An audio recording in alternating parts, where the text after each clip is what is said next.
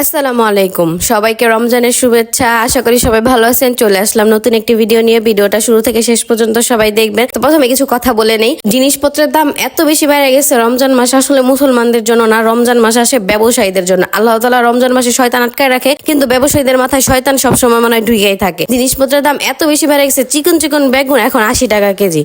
রমজানের প্রথম 10 দিন হইলাম গিয়া বেগুন, তারপরে তরমুজ, খেজুর এই ব্যবসায়ীদের জন্য। দ্বিতীয় 10 দিন কাপড় চোপড় ব্যবসায়ীদের জন্য। আর তৃতীয় 10 দিন হইলাম যানবাহন পরিবহন ব্যবসায়ীদের জন্য। মানে ওনাদের দিন দিন শুধু বাড়তেই থাকে। যাই হোক, পেট যেহেতু আছে খেতেই হবে। যেখানে বেশি সেখানে কম খেতেই হবে। দাম বাড়লেও যে বাঙালি খাবে সেটা তারা জানে, এর জন্য দাম বাড়াইতেই থাকে। প্রথমে আমি এখানে ইফতার আইটেম গুলো করে নিতেছি। যেহেতু দ্বিতীয় রমজান, সেটা আমি ইফতারের পরে রান্না করব। আর এই রাত্রে রান্না করে থাকলে আর ওই রাত্রে আমার উঠতে হয় না, আর ওরকম করলে অনেক বেশি কষ্ট হয়। যাই হোক, ইফতারটা বানানোর জন্য প্রথমে শরবতটা গুলে নিছি, লেবুর শরবত করে নিছি, এরপর বেগুনের চপ, আলুর চপ, তারপর পেঁয়াজু সবই অল্প অল্প করে বানিয়ে নিছি। আর বুটটা আমার আগে থেকে বাগার দেওয়া ছিল, সেটা ফ্রিজ থেকে বের করে আর কি গরম করে নিছি। আর ফল ফ্রুট এখানে কেটে নিছি। ইফতার সবকিছু রেডি করে গুছগাছ করে নিছি। তো এক এক করে খেয়ে নিছি। প্রথমে খেজুর দিয়ে ইফতারটা করে নিলাম, এরপর সাইফানার আব্বু মুড়ি মাখাই নিছে। তো ইফতার করে নামাজ কালাম পরে আমি মাছটা ফ্রিজ থেকে বের করে নিছি, আর রান্নাটাও বসাই দিছি সেহরির জন্য।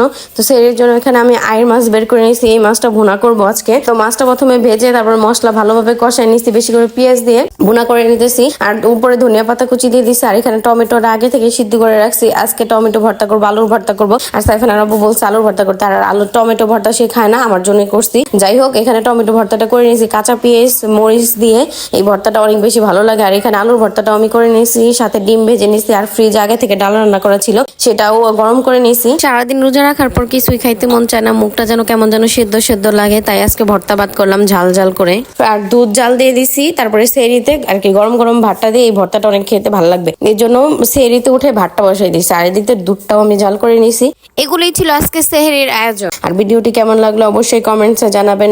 ভিডিওটি ভালো লাগলে লাইক কমেন্ট শেয়ার করে দিবেন। ইউটিউব চ্যানেল থেকে দেখে থাকলে চ্যানেলটা অবশ্যই সাবস্ক্রাইব করে দিবেন। ভালো থাকবেন সবাই, আল্লাহ হাফেজ।